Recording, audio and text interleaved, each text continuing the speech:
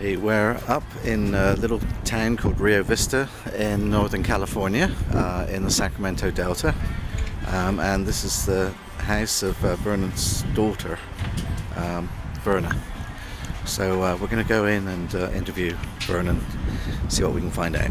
Okay, so we're just going to do a sound test, see how this works. I'm going to come around and sit over here, okay, and I'm going to ask you questions.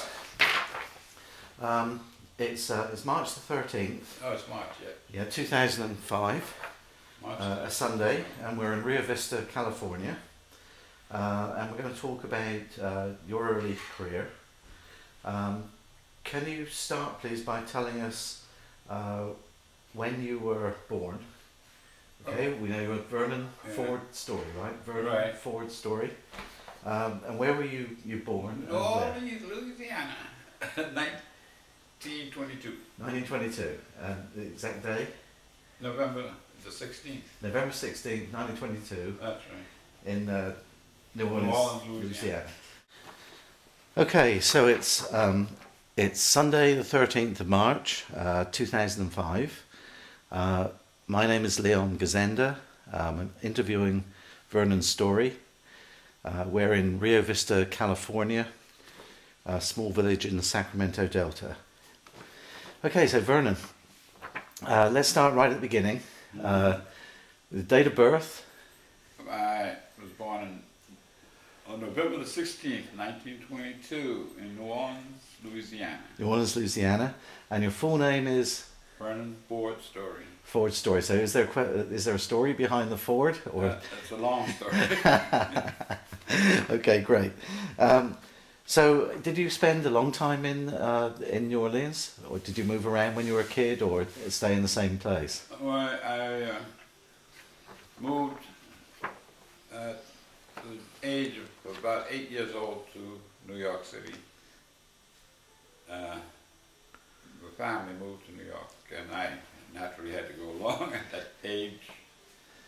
So it was right from New Orleans to New York. Okay. Did you remember you were in junior school, right? Elementary school.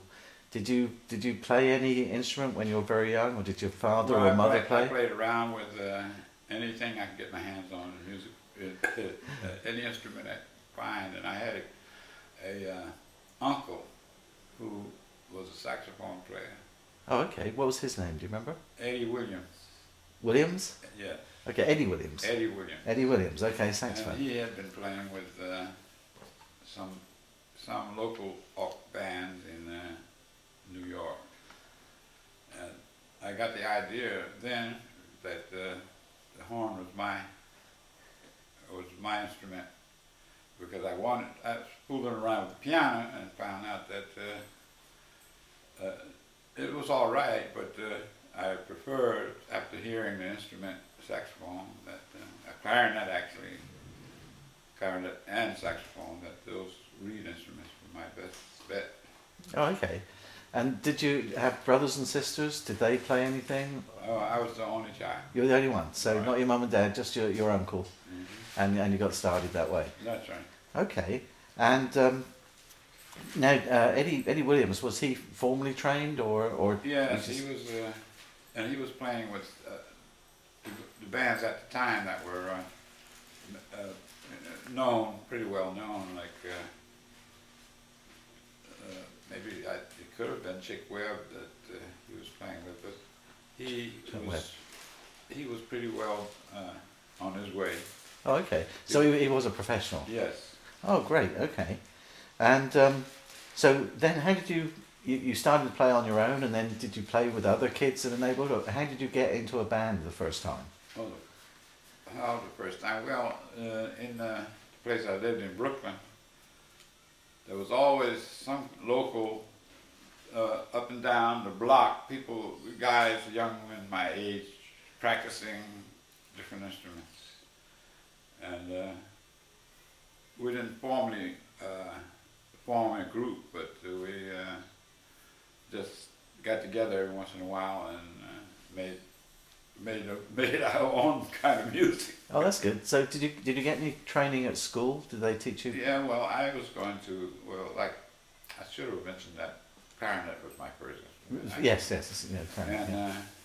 I was taking clarinet lessons down on Broadway, 42nd Street in New Oh, York. 42nd Street. Mhm. And I was practicing clarinet most of the time until I finally talked myself into getting, what my mother, getting to buy me a saxophone. Uh-huh. So I switched, I didn't switch, but I was playing clarinet and saxophone. Oh, straight to the tenor sax? Yes. Yeah, okay. And can you remember any of the other kids who were there playing with you at the time? Was there anyone you played with later, or Well, you all went your own we ways? had a group called Manhattan Sextet. A Manhattan Sextet, okay. There was a group, there were 6 of us. That makes sense. Yeah. So we called it Manhattan Sextet. We played all of the local dances, jobs, and that we could get every weekend. And we had after school dances and neighborhood dances. People would throw parties and we'd play for them if they wanted live music. But it was always something to do musically at that time. Oh yeah. Who were the people you remember? Who were the big stars at that time, or the guys that you looked up to and Oh yeah, and learned from? Actually, Benny Goodman was one of the first. Oh yeah, Benny Goodman, of course, was really famous. Right. And he inspired me for the clarinet. And I really did look up to him on the clarinet, and I tried to emulate him a lot when I first started doing clarinet. And then when I finally branched off into saxophone and through to a cousin that I had that was actually making a living playing saxophone, I decided that if I could get my mother to buy me a saxophone, Right. I would be in good shape, which it proved, and I went into the tenor sax and the clarinet.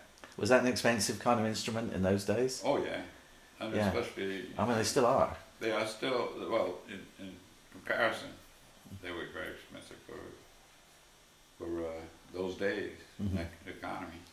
Oh right. And so you went on. Did you see many of the visiting musicians there in New York? Did you ever get to see any of the? You saw. You mentioned Benny Goodman and so on. Did you ever see any of the big guys playing around there, or was Yeah. it difficult to see that? Well, it was kind of expensive to see, to go to the places they were playing. So the Paramount Theater in New York, and they would be there for maybe a week. And then we had some good local bands in Brooklyn.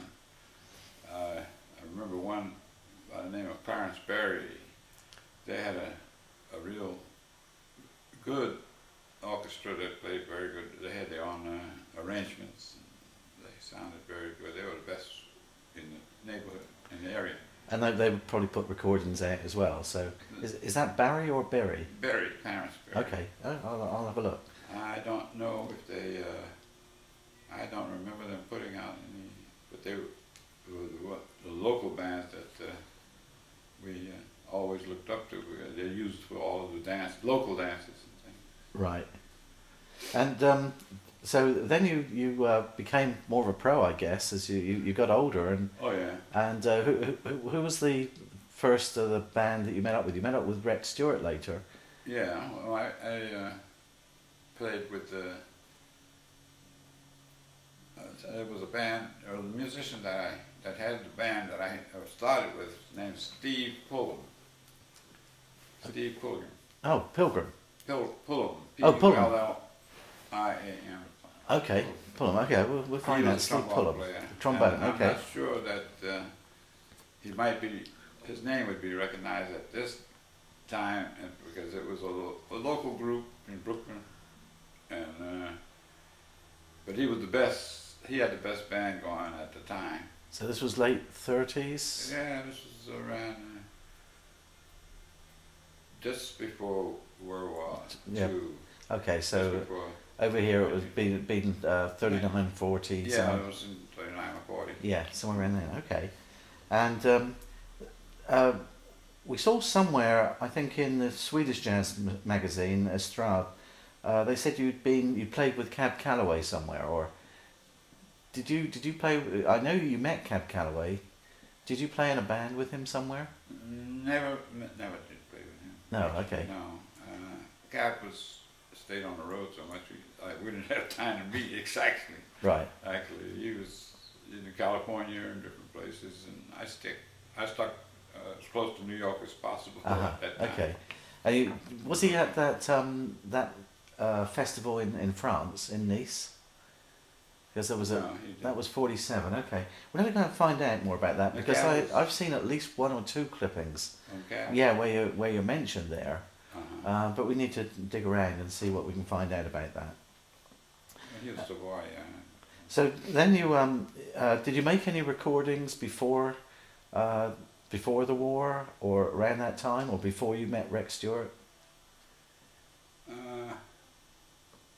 Steve, hold on. Did we make some? We did, but under no name that I could even remember right now. It wouldn't be a name that, because names have changed on the recording, and I don't know if they would still be any around that by whatever title it was going on at the time. Oh, okay. Well, we'll have a look because quite often people recorded in the clubs, right? Yeah. So you got stuff done there. People made sound recordings when you didn't even know you were being recorded, you know. Right. I heard that. And so were there any recordings at all before you went on the tour to Europe? No, we didn't make any. Didn't do any before then. Mm-hmm. And by then you were playing tenor just about all the time. Yeah, tenor and clarinet. Yeah, mostly tenor. Okay. And how did you meet Rex? Well, it's a good one. See, Rex was well. There was a drummer we had in our band local band I was playing. We had formed, and he and I both met Rex. Rex looked us up where he had heard us or something. Oh, okay. I believe, and we were playing someplace, and he had heard us, and then we got to. He got in touch with us to see if we would be interested in playing a tour. Mm-hmm. He was putting together a tour, and right. he wanted to see if we would be interested. Sorry, so we were just saying how you met Rex. So you had a drummer who knew it, and then Rex contacted all of you? We had Ted Curry. He was out. Ted Curry. Mm-hmm. He was the drummer with me. He stuck with me most of the jobs I had played, and we stuck together. And we were playing, I don't even remember what group we were playing with at the time, but Rex heard us playing together, and he requested that we have a talk with him on business. Okay. So we decided to, Teddy and I decided that maybe it would be a good idea to join up with Rex and see the world. Right, yeah, sounds like a great idea.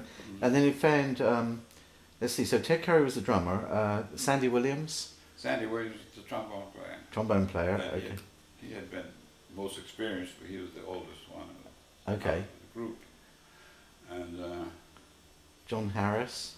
Oh, Johnny Harris. Johnny Harris. He was alto sax? Uh-huh. And where did he come from? I'm not sure. Now I think he's on one of the recordings that we listened to the other day. And then Don Gaze? Don was the pianist, and he had been playing in different nightclubs and things as accompanist, people singing and so forth. He and Rex were more acquainted than the rest of us. Oh, I see. Okay, so he already knew Rex. Right. Yeah. Had you run into any of these people, Sandy or John or Don or Ted? You of course, you said with some of them you played, but the rest of them you kind of met as you went on the tour. Right. Oh, okay. Yeah, we met and we really became acquainted when we started rehearsing. Where was that? And this was in New York and in different rehearsal studios. This was after the war. This was, pardon me, I didn't know. Was that after the war or? Oh, this was, which, this was doing, I guess it was after. Mm. So you started rehearsing there, and then you went by boat to Europe. Oh, by boat, yeah. Well, Rex, liner, right? Rex is the one that made all arrangements, and we found that we had there was a ship that was taking us to Europe, so we had a jolly good time getting ourselves together to go there, to the surprise of everybody, of all our friends and so forth, that we were getting ready to go to Europe for a tour with Rex. And he'd already set up the dates and different places we were going to perform. And then he took us, and we arrived in that's France. Yeah, probably Calais, Le Havre. Oh, Yeah, Le Havre, probably, yeah, somewhere like that. yeah. And then, and sometimes they went into London. But you started in France. Did the band play together on the liner, on the ship? No, we never, because I think if I can recall, yes, I think we did have we entertained a couple of times when the weather got rough. The people decided, Right. we decided to give Rex decided to entertain a little bit, so Yeah. people could be. So do you remember what which ship it was going out?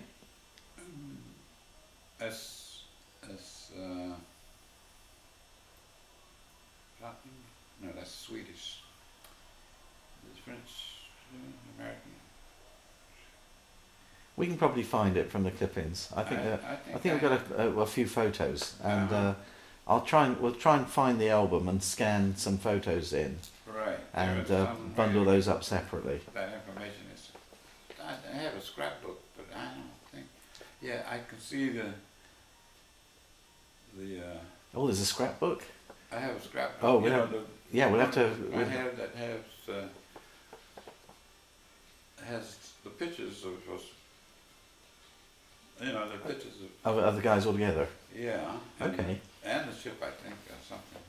So you got to France, and did you played in the Hot Club de Paris and other venues? Yeah, that was our. I think that it was the club that we actually sponsored us to come in there. Ah, okay. Yeah, the Hot Club of France. Hot Club of France. That's right. And so that's where you met Django Reinhardt. Yes. Yeah, he was what a character. What did you learn from him? I know it was guitar, but he was a very well-known musician. Very already. well known, and he gave us a lot of. He gave myself anyway a lot of good ideas, thoughts on the tour and all the music that went on, or that we should actually concentrate on. Mm-hmm. And we made a few sounds together, which was very, very well received, I think, and especially in the different clubs we played. Oh, you played in several different venues? Yes. Oh, okay. We played clubs, nightclubs, and dance halls. And there were recordings made there? And in some instances, people probably did have, at that time, primitive type of recording that they could make on their own. Those who were looking ahead at the time, I imagine there's always somebody who is. Mm-hmm. And where did you go on from Paris? You went to several other countries besides Sweden. Oh yeah, well we went from Paris to Marseille to.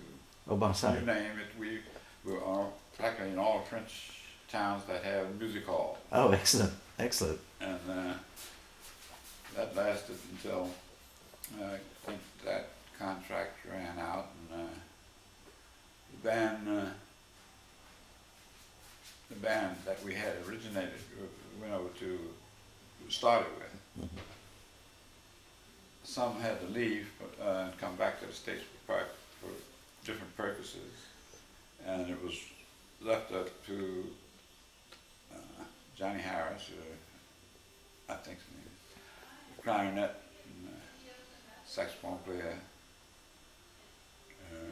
Ted Curry, drummer, and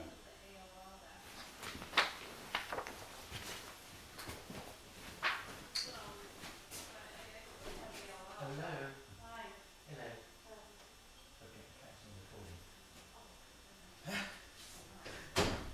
Sorry, I'll edit that bit out. So yeah, so John Harris was the clarinetist, and so the band was it was starting to run then, but you were still in. You hadn't gone from France to other countries. This was totally in France. Still in France. Okay. And we got to Marseille, which, as I recall, after we played Marseille, we had a dance. We had a week's job there. Mm-hmm. A gig, we used to call it, a week's gig, and we were approached by different. Some of us were approached for this purpose, and the other ones were approached for different. So I felt that the band actually we had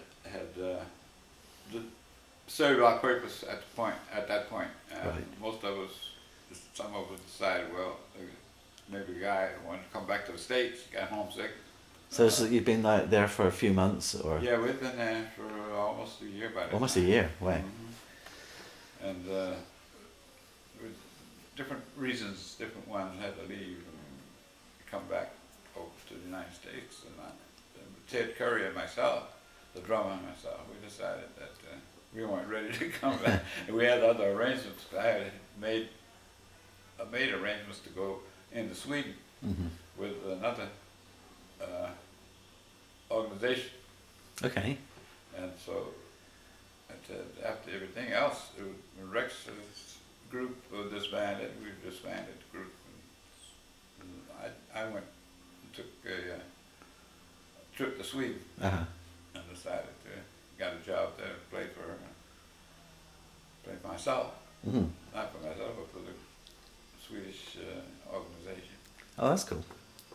And now, when you were there, just before we go on to Sweden, let's talk a little bit more about Rex, because Rex was quite a famous band leader Rex at the time. was Duke Ellington's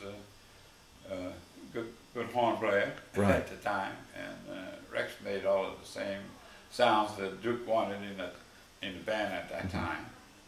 And then when I think Rex decided to go out on his own and get his own group together because he had built up a name on his own for himself. And so we went to Europe under his name and professionalism. Right. And, So was he a good band leader? I mean, business wise, there's the business side and then there's the music side. yeah, well, So- as far as business, he did the best he could. I would put it that way. But we had a manager, but I can't remember who his name was at this time. We had there was a group. There was somebody that was guiding Rex. Mm-hmm. And I'm not sure who it was even now. This is not the guy who went off with B.B. King later. No, it was just some other manager that he was working with in New York. Yeah, actually, I believe it was Rex's wife was the manager. Oh, Rex's wife. Okay, all right. Yeah, and I can't even recall her name. Now, was Honey Johnson on that tour as well? Yeah, Honey Johnson was the singer. Mhm.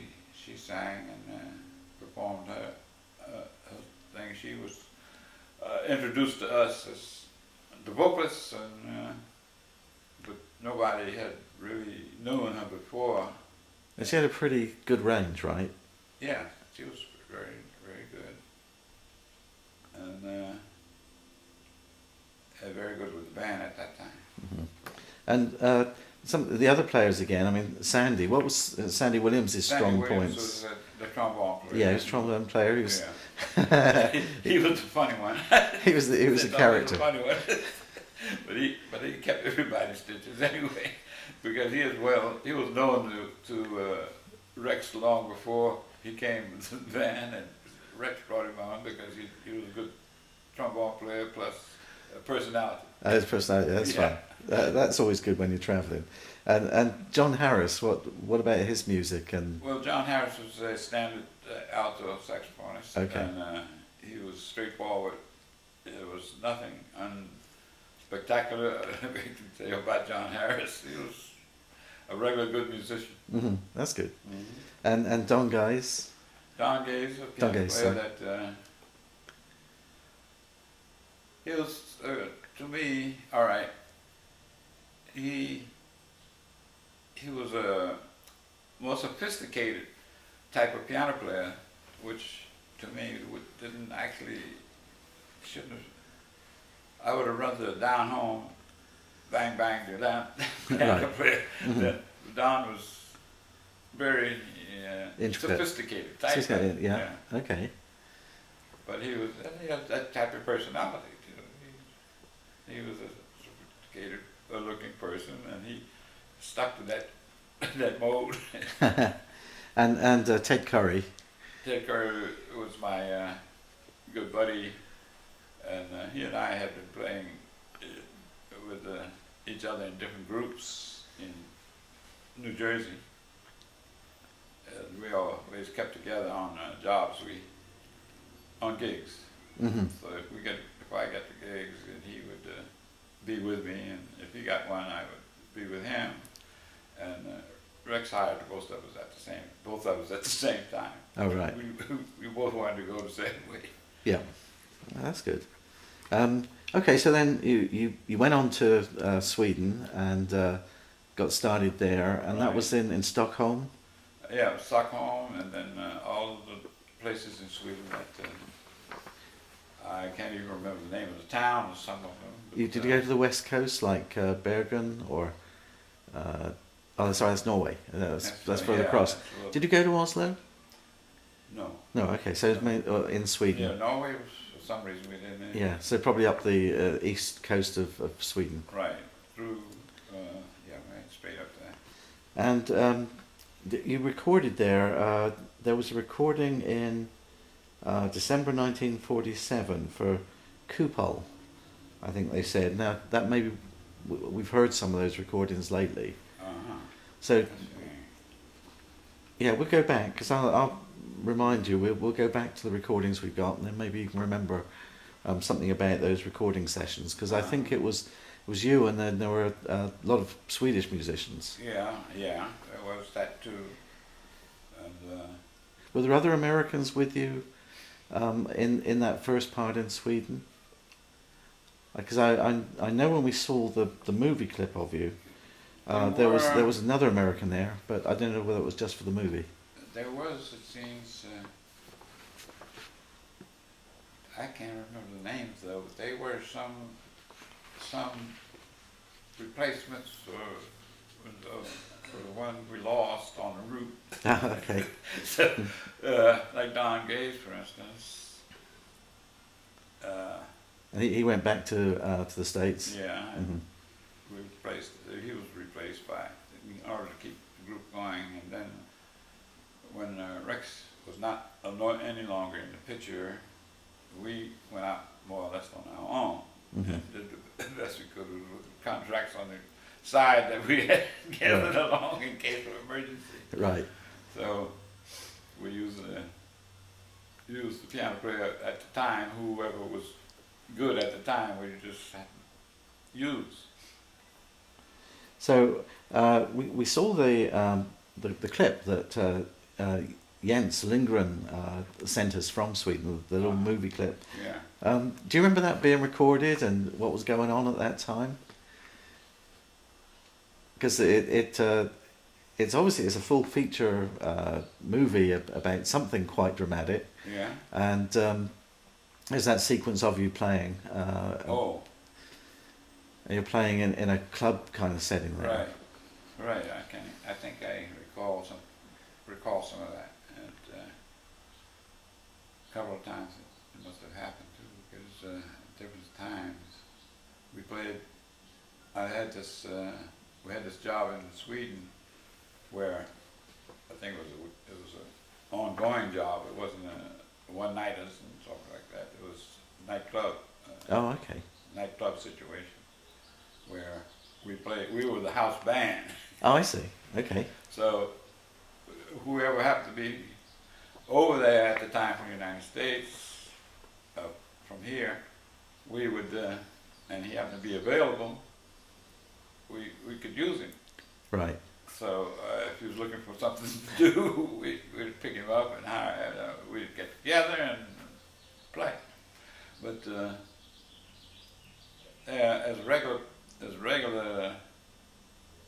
regular contractors at the time, we didn't have contracts with the persons. They played if they wanted to. Oh, okay. If we could needed them, whatever the occasion was, but it wasn't under contract at the time. And the movie, was it done on a set, or was that, it looked like it was done in or close to the club? Yeah, well, as I recall, the movie they were making included us, but I don't recall whether the movie was because we were there or because they needed. They just needed a jazz singer. Wrote Right. the script Just write you in. because we were there, right? Right. And it might add some kind of value to it, you know. Yeah, I'd love to see a translation of what's going on there, because Yeah. they have quite an intense discussion in the side room, and then they actually mention him, I think, and then they're out and they are playing. Yeah. So I think things were The Swedish rolling at that time. And then you went, after Sweden, you went back to France and Switzerland, it looks like, between January and April in 1948. Do you remember that? There were some sessions, some concerts at Salle Pleyel, and I'm not sure whether Salle Pleyel is in France or Switzerland. That's in South Korea, was in France. In France, okay, yeah, sounded like it, but it could have been the French part of Switzerland. Have a name like that, probably, but that was France. Yeah, so did you go to like Zurich or Geneva or somewhere? Yeah, we went to Geneva. We went to just about you name it, and we've been there except for Britain. Okay, and do you remember any of the people you played with in France or Switzerland? We know about Django. Was Stefan Grappelli there at that time, or was that later? Because I know Django Reinhardt and Stefan Grappelli did a lot of stuff together, but Yeah. I don't recall when that actually started. I think he was there, but I never remember playing at the time with him. But I remember the name coming up, and it was always with Django being involved. See, Django and I, we talked and played together on an official basis, not as much as just for jamming purposes, to entertain ourselves, but it wasn't ever on us. Well, we were going to be paid for this one, you know. Right. It was a fun time. Yeah, well, but that's good. And did you also go into Germany at all? We went through Germany. You went through Germany. Yeah, Okay. we played. We played something in Germany. I remember going to Berchtesgaden, and we did play in Germany. Yeah, we played a few jobs in Germany. Well, what was the audience like in these various countries? I mean, they're going to be, they're European. They're going to be predominantly white people, I guess, in all those most of clubs. Them. Well, Most all of them, just about. Yeah, because I guess there weren't really a lot of. Well, there was a lot of curiosity. Because because they was actually talking. I was curious to see what was this all about, you know. And they couldn't imagine American jazz coming, and some of them had wondered what it was all about. So they came out of curiosity, and some had heard jazz before and liked it, and they say, "Oh, yeah, this." And New Orleans was very famous. New Orleans had a lot of the jazz, old-time jazz musicians. I call them old-timers, but they were Johnny Roll Martin. Oh yeah, Jelly Roll. Yeah. And a lot of the old-timers, the big names that used to be. Did you ever go back to New Orleans to play? Or? I never did play New Orleans. That's strange, isn't it? That's weird. That is weird. But New Orleans was, I left New Orleans early and only went back on visits. You know. Now you did you went to there was the International Jazz Festival, I think the first International Jazz Festival in Nice, I think in 1947. Right. And there were a lot of players there. I remember everybody came over. I remember you mentioned Armstrong. Louis Armstrong was there. You got to talk with him. Yeah. Now he gave us some good advice, which unfortunately good advice never stays with you long. So what he told us, you know, what to expect in a few things, and it sounded good at the time. Uh-huh. What was the big event there? Were you there? So it was a whole week or what? Yeah, it was a jazz festival for whatever country it was in. It was let's see, New Orleans Jazz Festival held in what country? Nice. It must have been. It was Nice. Nice was the only one. Yeah, Nice was the one. And do you remember what the high points were there? Were there any new people emerged, or was it mainly people you heard and seen before? It was mostly well, there was a lot of new faces for me, and some I'd never met before, and it was as much of a festival for me as it was to the audience, the other audience, because we all enjoying everybody else's with music and so forth, and so I think it was just a good time had by all. Right, I think I saw Humphrey Lyttelton was a quite famous British jazz player. Yeah. Became a musicologist. I used to listen to him on the radio when I was a kid back in England, and I think he was at Nice as well, and had a small band for many years afterwards. Yeah, Nice Festival I think was a yearly thing. Yeah, I think it's still going. It's still going. Yeah, I believe it is. That again, we can look up on the internet. That will be kind of interesting. Festival to me. Yeah. And so, well, the first tour, you know, the tour with Rex Stewart, we covered how that gradually faded, and then you all went your own ways. So, what happened to bring you back from Europe? You were out. You were still in. Yeah, well, in the meantime, I had sent I sent for my family. Ah, okay. And so Thelma. So when did you meet Thelma? Well, when she came over, I sent for her to come over because it was back. I left her here and went to Europe. So Yeah. So as a matter of fact, I guess she was pretty mad at me for leaving her. And I know she was in Sweden, right? Because there was mention of her in Sweden. She was in Sweden. Did I leave her there? Or maybe it was France. I saw a note from France. somebody. Yeah, I don't think she got Saw to there. Sweden with me again. But she came back. Before I did, she became very, very ill, and I figured she was in a French hospital. So she wanted to go to, she would rather have been here in this country because of the family, with her mother and so forth. So we shipped her back over here. Oh yeah, and then later, of course, 1948, Verna. Well, Marcia was born before, right? So. Yeah, Marcia was 1947. And then you decided it was time for you to come home. Well, yeah. And you know, you got the kids and the family and whatever. What did you do when you got back to? Was that back to New York? Yeah. And was it still in Brooklyn, or had you moved out? Well, let's see now.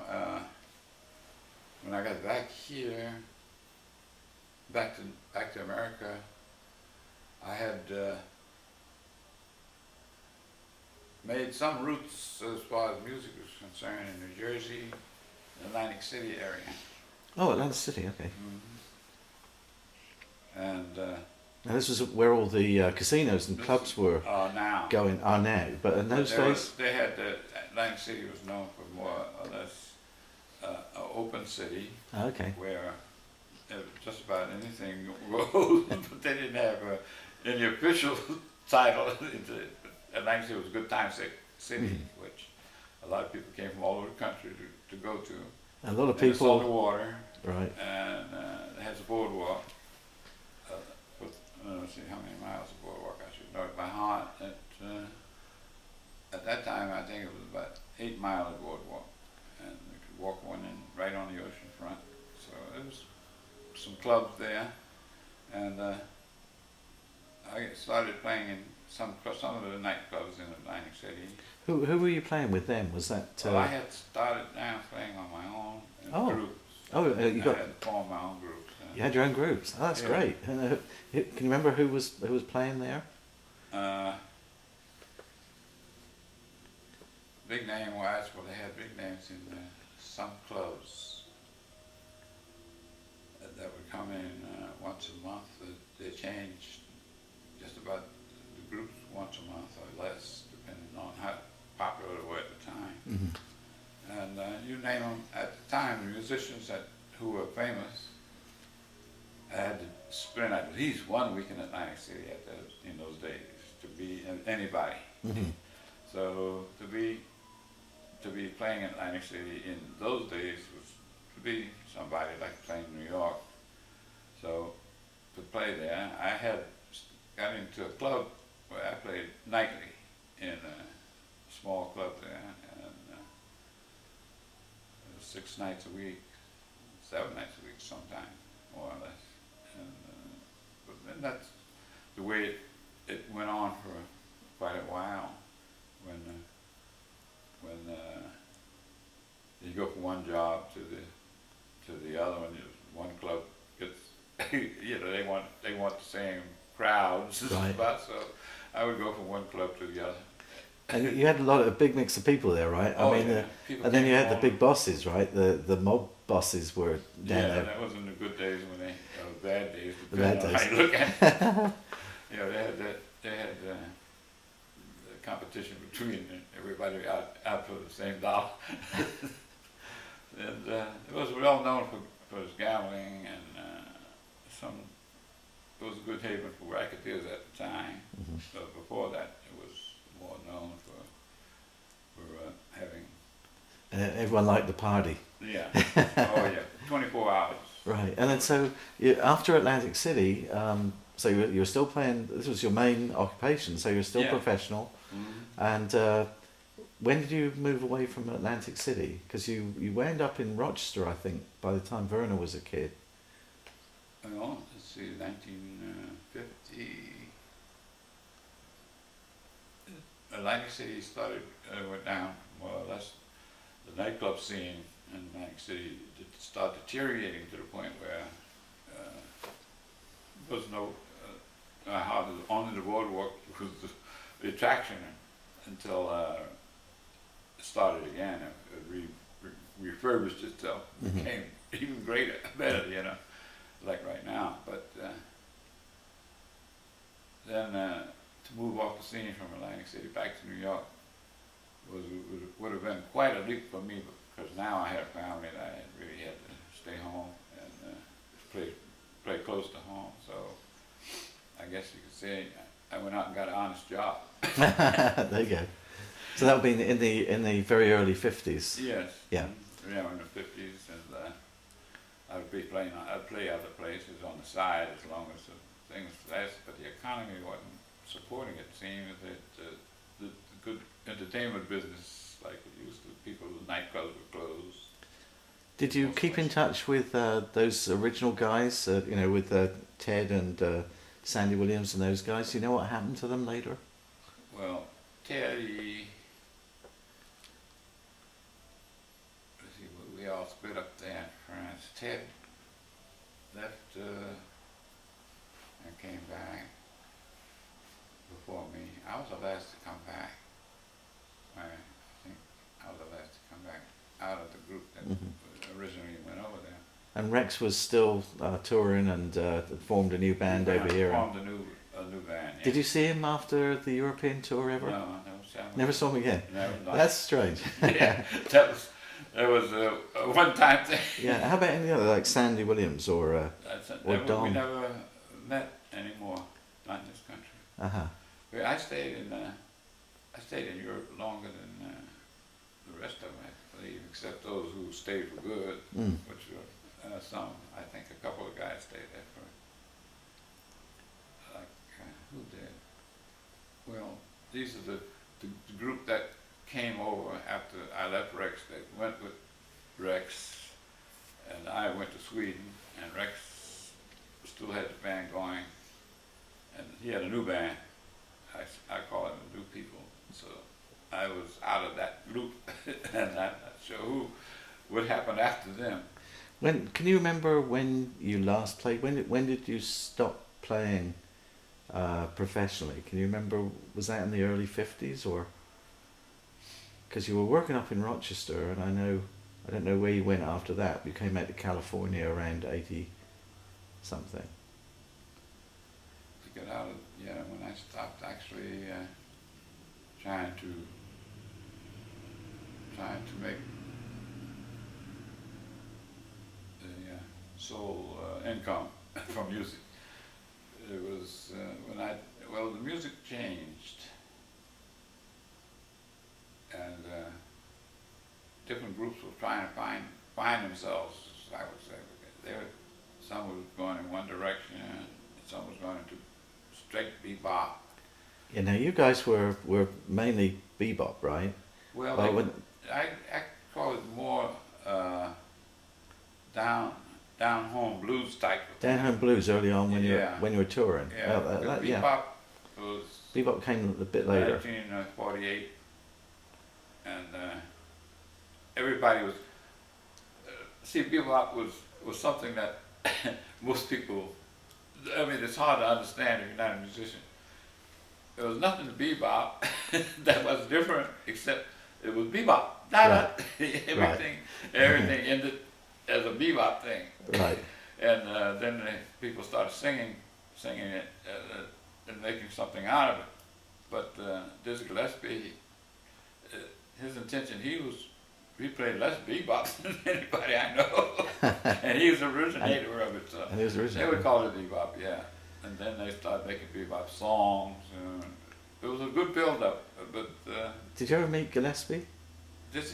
Yeah, I met him, but I can't remember under what occasion it was. But, and how about Coltrane? I know you liked Coltrane. Coltrane was my man, yeah.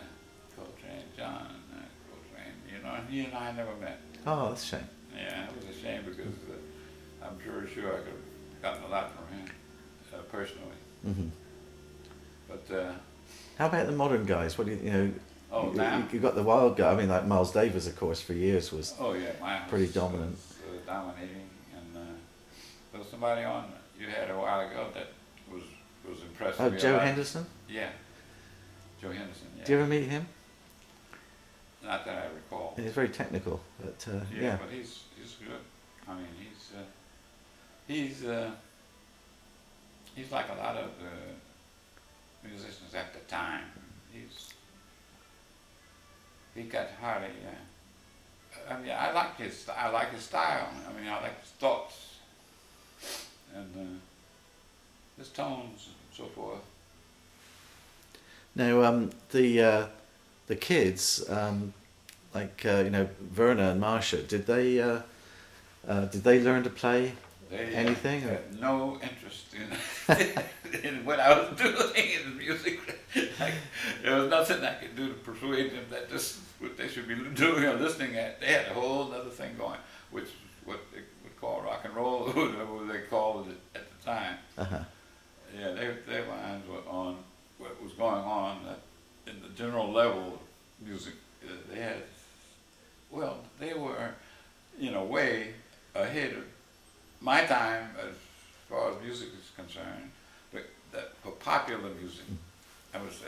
Yeah, I know Verna played the accordion for a while, so Yeah, well, yeah, that's a Marsha bit different. didn't play nothing. She didn't even want to hear it. Like, Marsha didn't play, okay. she didn't want to even hear it, I imagine. Hmm.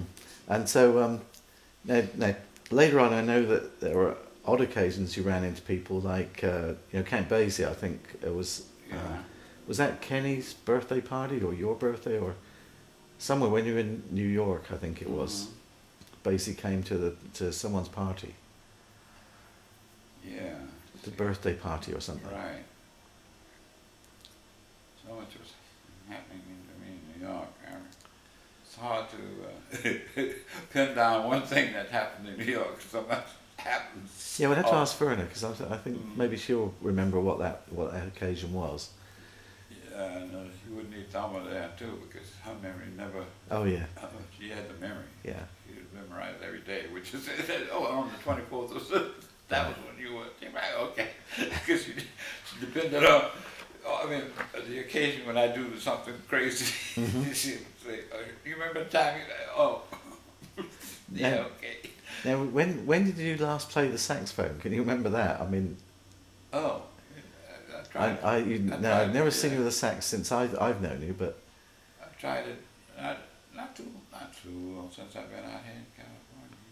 Sometime I got my hand on the horn. Where was I? What was I doing?